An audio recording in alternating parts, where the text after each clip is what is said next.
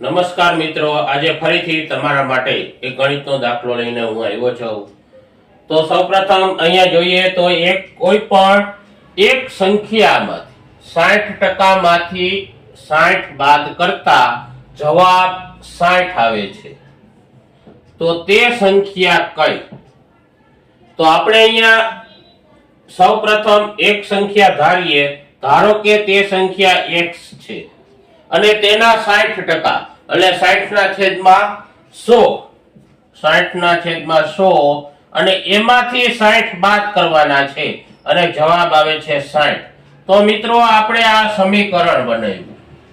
હવે આપણે જવાબ શોધવાનો છે.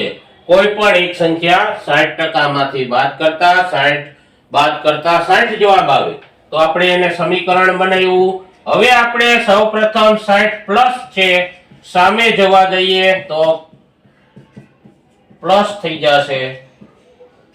ચાલો x ગુણ્યા 60 છેદમાં 100 બરાબર 120.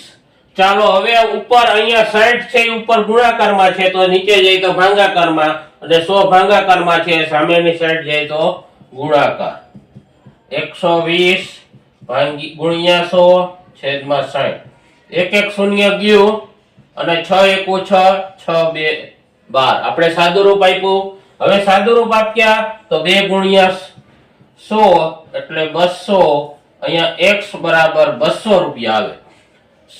200 રૂપિયાના 60% અને એમાંથી 60 બાદ કરતા અહીં જવાબ 200 આવે છે. ચાલો આપણે ચેનલને સબસ્ક્રાઇબ કરતા રહેજો મિત્રો અને આવા દાખલા જોતા